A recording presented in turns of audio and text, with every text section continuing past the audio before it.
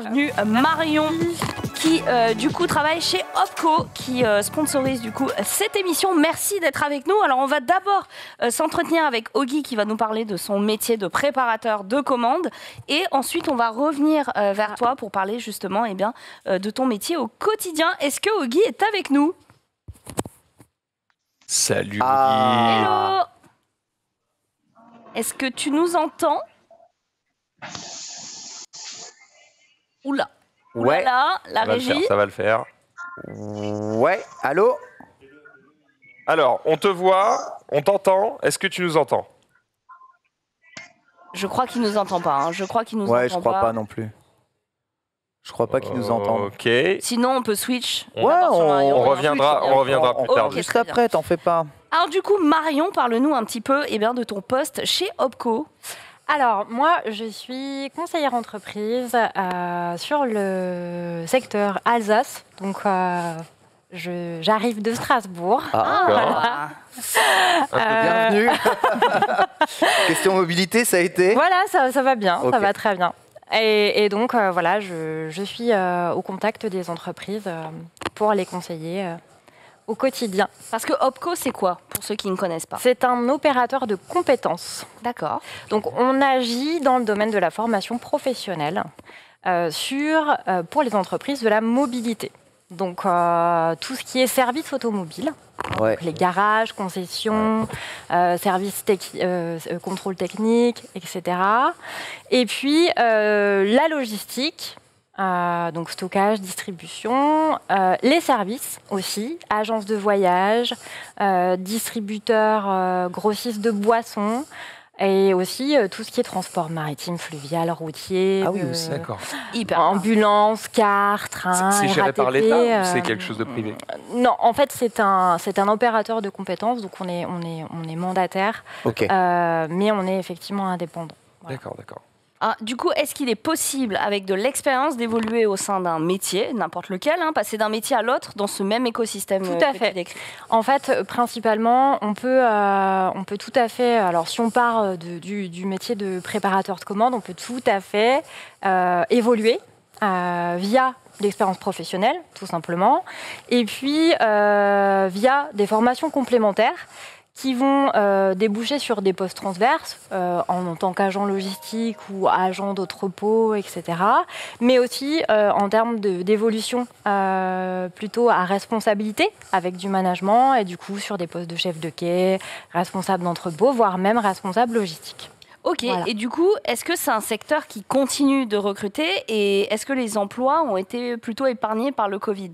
J'ai demandé parce que beaucoup de secteurs ont été impactés, mais est-ce que celui de la logistique des transports l'a été? Alors, le secteur de la logistique et plus particulièrement celui des métiers de la mobilité était déjà en expansion avant la crise et n'ont pas, enfin en tout cas pour ceux de la logistique, n'ont pas été imputés réellement par la crise, puisque pendant la crise sanitaire, la logistique a été indispensable, enfin les métiers de la logistique ont été indispensables pour éviter les pénuries, etc. Et voilà, donc du coup, pas de problématique, en tout cas sur le secteur de la logistique par rapport au métier et au recrutement et à l'expansion de ce secteur-là qui continue. Alors justement, quels sont les métiers phares de ce secteur? Alors, en fait, vous allez retrouver principalement quelques classiques. Vous avez tout ce qui est magasinier, préparateur de commandes, cariste. Après, vous avez tout ce qui est chef de quai, responsable d'entrepôt, responsable logistique. Et des termes plus généralistes qui vont être tout ce qui est supply chain, gestionnaire de stock, qui peuvent parler à la plupart d'entre nous.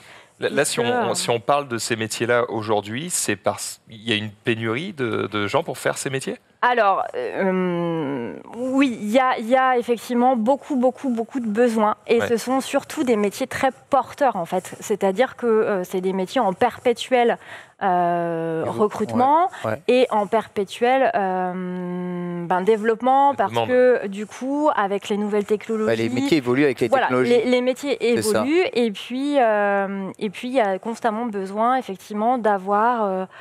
tous les opérateurs de la phase A à la phase Z de toute la chaîne logistique.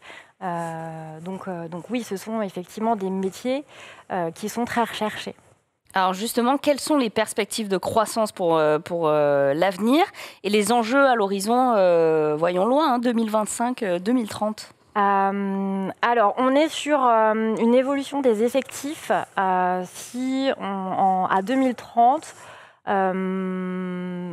Avec un max possible de 10 à 20% des effectifs. D'augmentation d'effectifs sur ces secteurs de métiers, d'accord. Sur ces secteurs-là. Et puis, sur l'activité, on peut aller de 3 à 30%. Voilà. Okay. En tout cas, c'est les chiffres qui sont issus des différentes études. Voilà. Il y a des grands changements actuellement dans les métiers liés à la mobilité dus à la technologie. Est-ce qu'on doit repenser toutes les flottes de camions de livraison? Est-ce qu'on doit repenser toutes ces choses-là? Est-ce que les changements ont déjà été faits pour, je sais pas, transvaser vers des véhicules plus électriques, utiliser peut-être plus de transpalettes automatiques, des choses comme ça? Alors, je pense que c'est des sujets effectivement au quotidien qui sont souvent des secteurs qui sont précurseurs, notamment en termes de logiciels utilisés, puisqu'aujourd'hui, le maître mot, c'est la traçabilité. C'est-à-dire qu'on doit être capable, même vous, quand vous commandez, vous savez pratiquement à l'instant T où est mon colis. Voilà, où est votre colis. Et tout ce genre d'outils et de systèmes aujourd'hui, oui, c'est considérablement développé et va continuer à se développer. Et les métiers qui gèrent ce genre de système, c'est aussi des métiers auxquels vous vous occupez? Alors, c'est les métiers qui ont attrait à la logistique, tout à fait. Ok, voilà. D'accord. Oui, qui gravitent autour de la logistique. C'est cool. D'un point de vue transport maritime, actuellement, il y a eu un gros bouchon, on va dire, au canal de Suez il y a pas mal de temps, qui a entraîné beaucoup de pénuries globales ici.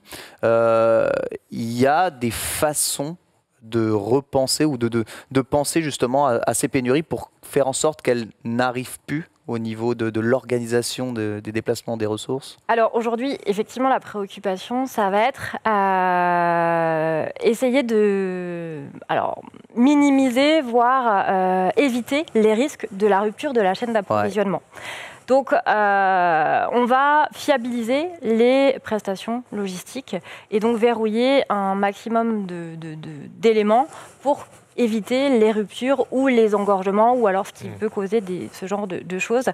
Ça peut être des prestations jusqu'au dernier kilomètre. Ce sont des prestations qui sont de plus en plus complètes et du coup auxquelles doivent faire face les entreprises et les spécialistes de la logistique. Let's go. Sur l'évolution du secteur, du coup, c'est quoi votre point de vue dessus? Par exemple, on voit de plus en plus d'entreprises qui, au début, mettaient en avant des services de livraison de mobilité douce, prioritairement. On voit aussi beaucoup d'entreprises qui emploient maintenant en tant que salariés, avec des contrats, et qui, du coup, n'ont plus cette précarité qu'on pouvait voir dans tous ces métiers qui avaient besoin de livreurs, etc. Je pense à Deliveroo, je pense à Uber Eats, etc. C'est quoi l'évolution du secteur? Alors, tout ce qui est livraison va avoir pour, du coup, objet de se professionnaliser via des formations, qu'elles soient en alternance ou alors en formation professionnelle continue tout au long de la vie. C'est-à-dire que clairement, quelqu'un qui va être, je sais pas, un livreur chez Deliveroo et qui va vouloir pérenniser peut tout à fait se dire, je veux pérenniser cet emploi sur du long terme. Auprès d'employeurs qui vont auprès d'employeurs spécialisés. Avec une formation, que ce soit via l'alternance par rapport à une tranche d'âge, etc. Ou alors en formation continue après une embauche. Il y a quelqu'un dans le chat qui dit « Je travaille dans le secteur de la logistique, je peux affirmer que ça recrute un max. On n'a jamais eu autant de marchandises à faire transiter avec le Covid. Ouais. On assiste à un vrai boom des commandes en ligne. Oui, les plateformes, enfin les sites marchands ont explosé. À contrario des sites physiques, enfin de boutiques, qui ont eu, eux, une période quand même de fermeture et qui, du coup, ont vu naître ou ont dû développer un e-shop pour pouvoir maintenir une activité. On a la flemme de se déplacer dans les magasins, ça prend tellement 2 secondes de dire « Tiens, j'ai besoin de ça ». Hop, il arrive demain, salut. Pour tout. Puis de toute façon, même les magasins ont des problèmes de logistique à gérer, puisque si tu veux faire venir les produits en magasin, ils descendent pas du ciel, tu vois. Donc quoi qu'il arrive, même les magasins ont ça. Après, c'est sûr qu'en tant que consommateur, des fois, on a tendance à se laisser apporter tout chez nous, ce qui multiplie justement le fameux dernier kilomètre dont TPK nous parlait dans une précédente chronique de Let's Go. L'entrepôt et exactement. Et chez toi, cette chaîne-là, elle est très importante, elle est même ultra critique parce qu'elle se multiplie de plus en plus et elle a trait à des problèmes de logistique qui sont très importants, qui est donc le problème du voyageur. Comment livrer tout un tas de colis à différents endroits, différentes adresses, en optimisant son trajet avec le trafic, avec tout ça.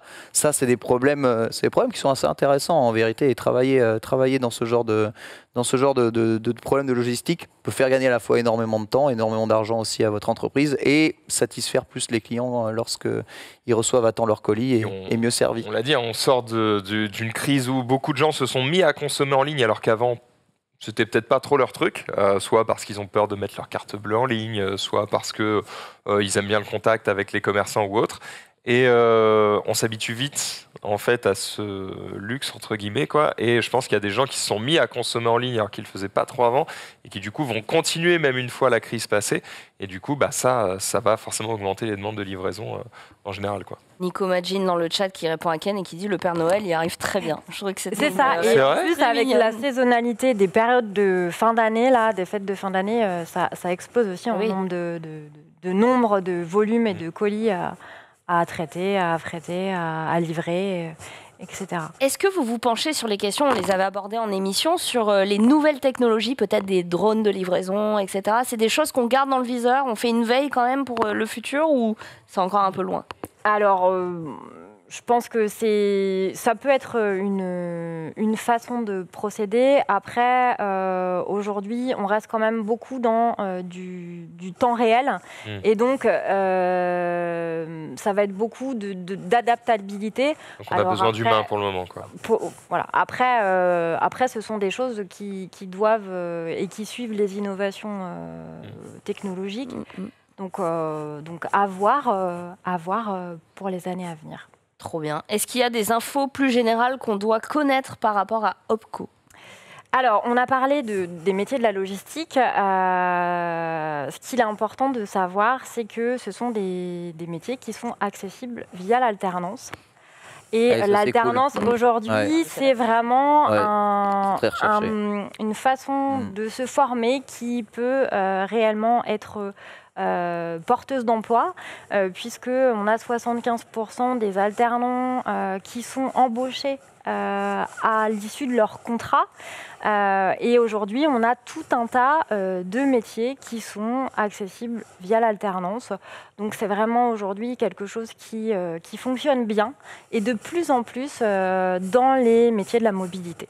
Donc, il y a un site sur lequel on a la liste des formations. Alors nous, effectivement, sur notre site Opco Mobilité, vous allez retrouver l'intégralité des formations, des cursus que vous allez pouvoir intégrer en fonction effectivement de où vous êtes localisé et de votre niveau, de votre âge. Enfin, on a tout un tas d'informations. Donc je vous invite tous à aller y jeter un œil si vous êtes intéressés. Et puis oui, ce sont des métiers qui sont très très porteurs et qui ont la chance d'avoir une polyvalence. Et c'est ça, je pense, qui est aussi intéressant. C'est que c'est non seulement pourvoyeur d'emploi, mais aussi, on sait que sur ces secteurs-là, ça peut bouger. Vous n'allez pas commencer aujourd'hui sur tel poste.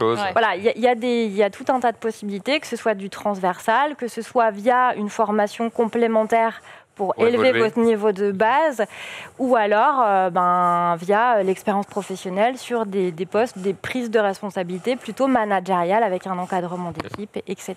Si on n'a pas le permis, est-ce qu'on peut compter sur une formation pour accéder justement à des postes de livraison ou autre? Alors oui, il y a tout un tas de choses, par exemple tout ce qui est titre professionnel. Alors il y en a qui sont sur le secteur de la logistique avec tout ce qui est préparation de commandes, magasinier, agent d'entrepôt, agent logistique.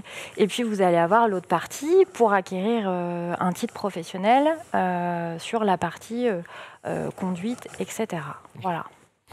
Il y a quelqu'un qui dit dans le chat, formation égale élévation et mine de rien, ça servira toujours. Tu as tout compris. Donc, voilà, n'hésitez pas à aller donc sur le site opcomobilité.fr / les métiers de la mobilité. Vous en saurez plus sur ce secteur qui embauche et qui vous permettra peut-être de vous réinventer. Merci beaucoup d'être venu nous voir, Marion. Et puis, on te souhaite le meilleur chez Opco.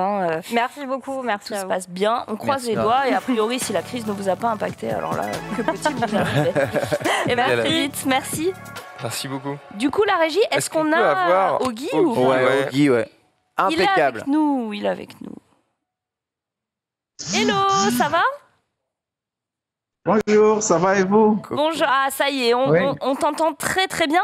Alors du coup, on va s'intéresser à ton métier de préparateur de commandes. J'imagine que tu as beaucoup de travail. Raconte-nous un peu ce que c'est justement le métier de préparateur de commandes. Alors moi, à mon niveau, je suis dans un magasin et le client, il fait ses courses, il remplit son caddie. Et en passant à la caisse de livraison, moi, je prends ces articles en charge pour les lui rapporter un peu plus tard. Ah d'accord, ok.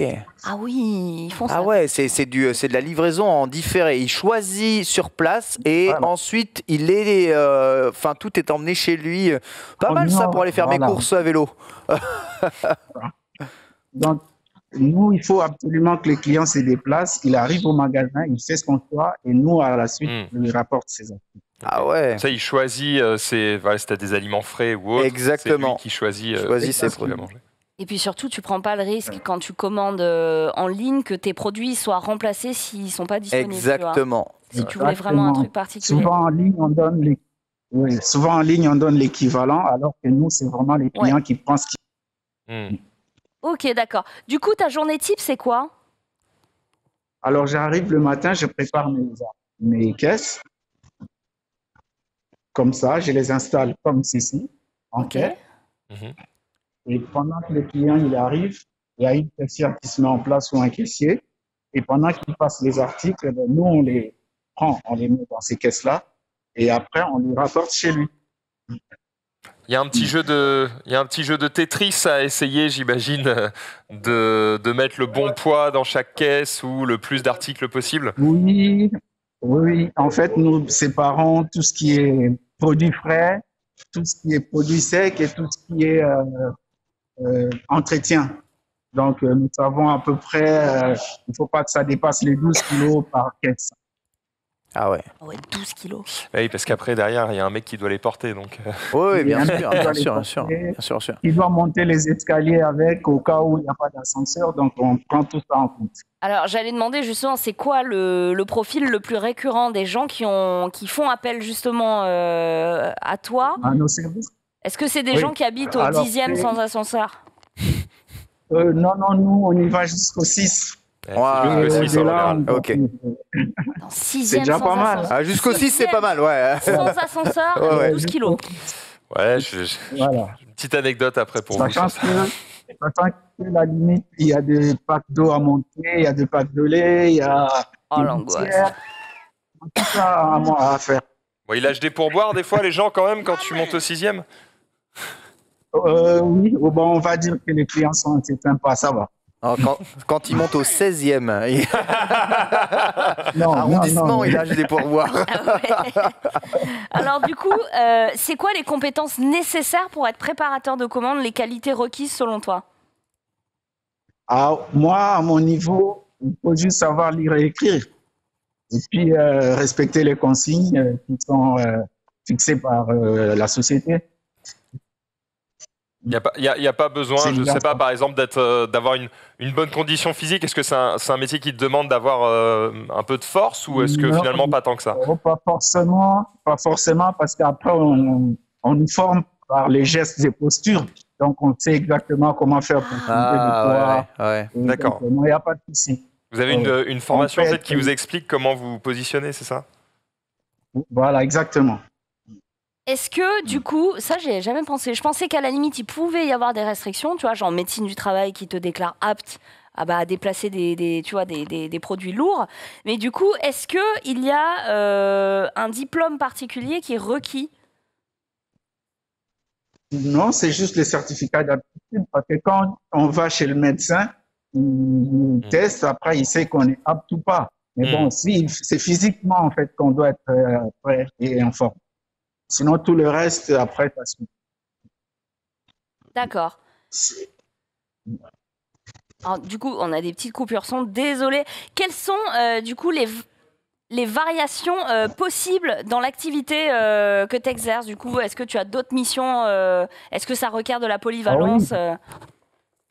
Exactement. Et je peux aussi, pour aider un collègue, par exemple, je vous ai dit tout à l'heure, on peut aller jusqu'au 6e étage. Je peux accompagner un chauffeur comme reaper s'il y a beaucoup de colis, à monter au 6 ou au 5, voilà.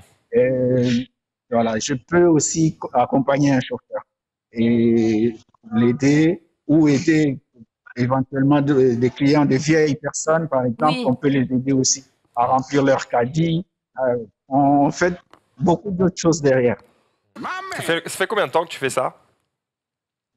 Moi, ça va faire 10 ans que je suis dans la boîte. Waouh! Respect. Yeah. Et tu sais, dans le chat, ils sont tous très très respectueux parce qu'ils disent que c'est un métier qui est pas facile et ils ont raison. Donc bravo, tu vois, bravo à lui, il a du courage. Et puis c'est vrai qu'on réfléchit pas au fait qu'il y a des personnes qui sont dans l'incapacité aussi de faire leurs courses normalement, là où nous c'est aussi naturel que de respirer, quoi. Ça dépend des villes aussi dans lesquelles tu vis, mais c'est vrai que quand notamment tu vis dans Paris, souvent les gens n'ont pas de voiture et quand tu as besoin de ramener beaucoup de trucs lourds, voilà, des packs de lait, des packs d'eau, etc. Donc notamment les boissons, c'est pas forcément évident. On est là pour cela. Nous, on est là vraiment pour cela. Est-ce que tu as peut-être des anecdotes dans ton métier, des trucs qui te sont arrivés, qui ont été plutôt étonnants? Ouais, bon, souvent, c'est quoi? C'est des clients, quand on leur dit, par exemple, qu'il y a des produits qui nous sont interdits à la livraison, comme la javel, l'acide, des trucs comme ça. Mais il y a des clients qui vraiment insistent pour qu'ils apportent quand même, ils prennent leur risque. Donc, c'est souvent quand on se prend un peu par la tête, mais bon, on arrive vraiment à insister. Et puis voilà, après nous, on les amène. Ah ouais. J'allais dire les règles sont les règles, mais il y a des exceptions.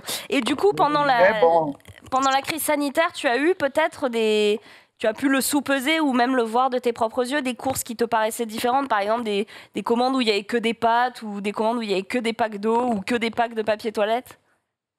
Ah ben oui, surtout quand il y a eu l'annonce pour le confinement. Eh ben, on a livré que des pâtes, de l'eau, c'est drôle, hein, de la farine. fou, quoi. Du sucre, non mais Il braquait, on ne sait jamais. Les réflexes de survie basiques. Mais le sucre et la farine. Oui, les basiques.